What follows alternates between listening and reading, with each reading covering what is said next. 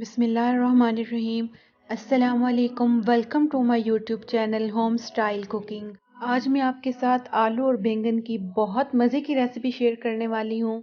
जल्दी से मेरे चैनल को सब्सक्राइब कर लें। आज की ये रेसिपी आपको बहुत ज़्यादा पसंद आने वाली है। आलू और बैंगन की यूनिक सी रेसिपी जो आज फर्स्ट टाइम आप मेरे चैनल पर देखेंगे। बहुत ही मज़े की ये रेसिपी बनती है। आप भी इसको ज़रूर ट्राई कीजिएगा और मुझे इसका फीडबैक दिएगा कि आपसे ये रेसिपी कैसी बनी है। चलिए आइए वीडियो को लंबा किए बगैर वीडियो को स्टार्ट करते हैं। यहाँ पर मैंने 1 किलो बैंगन ले लिए और इनको मैंने अच्छे से वॉश कर लिया था। सिर्फ इनको वॉश करना है, इनको पील ऑफ नहीं करना, इनका छिलका नहीं उतारना। और साथ ही मैंने आलू ले लिए और इनको मैंने धो के पील ऑफ कर लिया था। याद रहे बैंगन को पील ऑफ नहीं करना, जस्ट आलू को पील ऑफ करना है। मैं इनकी कटिंग कर ली थी। बैंगन की भी इसी तरह गोल कतलू में इनको काट लेना है और आलू की भी कटिंग इसी तरह ही गोल गोल कतलू में इनकी कटिंग कर लेनी है। इनकी कटिंग हमने गोल ही करनी है, बैंगन की भी और आलू की भी। यहाँ पर मैंने 4 मीडियम साइज़ के प्याज लिए हैं और धोकर हमने इनकी अच्छे से कटिंग कर लेनी है। और इसके बाद मैंने 4 टमाटर ले लिए थे, 4 हरी मिर्चें ले ली थी। इनको कट करके हमने ग्राइंडर कर लेना है। ग्राइंड करने के बाद एक कढ़ाई पे घी रख लेना है और घी को अच्छे से गर्म कर लेना है। घी ठंडा नहीं होना चाहिए। घी गर्म होने के बाद हम इसमें बैंगन डाल देंगे। इनको हमने फ्राई करना है घी के अंदर। और बैंगन को फ्राई करते वक्त फ्लेम हमने तेज़ रखनी है, लो फ्लेम पे हमने इनको फ्राई नहीं करना। यहाँ पर देखें लाइट ब्राउन कलर आ चुका है बैंगन का। अब हम इनको निकाल कर अलग से डिश में रखते जाएंगे और बाकी बैंगन को भी हम फ्राई कर लेंगे। बाकी बैंगन भी हमने डाल दिए हैं और ये भी तकरीबन डन हो चुके हैं। फ्लेम देखें आप हाई है, लो फ्लेम पे हमने इनको नहीं फ्राई करना।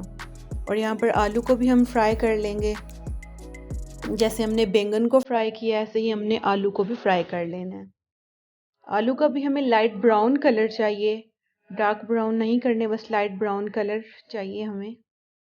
यहाँ पर आलू भी डन हो चुके हैं, आलू भी फ्राई हो गए हैं।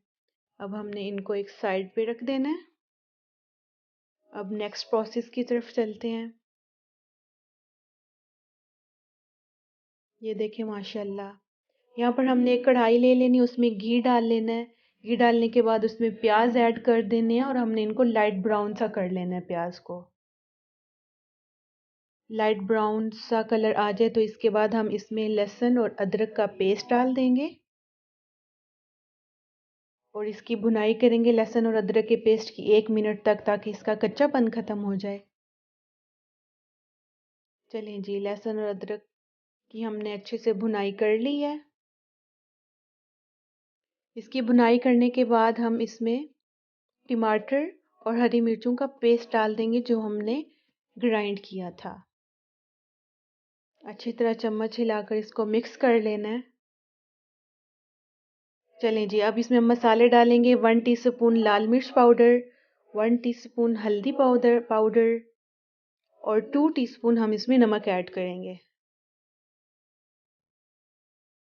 यहाँ पर हमने फ्लेम को बहुत ज़्यादा हाई नहीं करना वरना मसाले जल जाते हैं। और अच्छे से चम्मच के साथ इनको मिक्स कर देना है।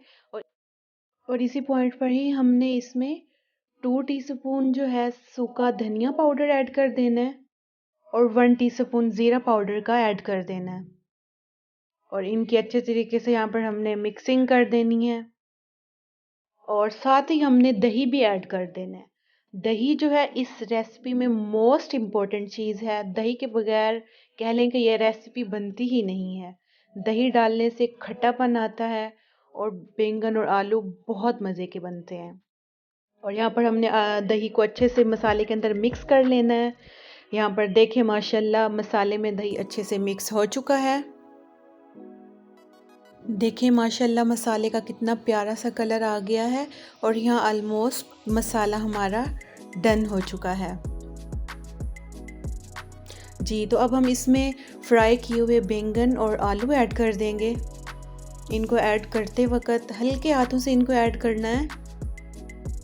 ये अच्छे तरीके से हम अपनी ट्रे को साफ़ कर लेंगे और हल्का हल्का सा चम्मच लगाकर कढ़ाई में हमने इनको मिक्स कर लेना है। बहुत ज़्यादा चम्मच नहीं लगाना, इससे बैंगन और आलू टूट सकते हैं। और इसी पॉइंट पर आकर हमने इसमें थोड़ी सी मेथी ऐड कर देनी है। मेथी की बहुत ज़बरदस्त सी खुशबू आती है। और हमने इसमें सब्ज़ धनिया भी ऐड कर देना है। धनिया ऐड करने से सालन की बहुत ज़बरदस्त लुक आती है। और धनिया ऐड करने के बाद हमने इसको 10 मिनट दम पर रख देना है, ढक्कन लगाकर हल्की आंच पे। 10 मिनट चलें जी, यहाँ पर 10 मिनट हो चुके हैं। अब हम देखते हैं, माशाल्लाह बहुत ज़बरदस्त खुशबू आ रही है और ये बहुत मज़ेदार रेसिपी बन के तैयार हुई है। आपने भी ये रेसिपी ज़रूर ट्राई करनी है और मुझे फ़ीडबैक देना है कि आपसे ये रेसिपी कैसी बनी है। अगर आपको मेरी वीडियो अच्छी लगी है तो मेरे चैनल को सब्सक्राइब करें, मेरी वीडियो को लाइक करें, शेयर करें, कमेंट्स करें और बेल आइकन को दबा दें ताकि मेरी हर आने वाली वीडियो सबसे पहले आप तक पहुंच जाए। चलें नेक्स्ट वीडियो तक के लिए मुझे दें इजाज़त। अल्लाह हाफिज़।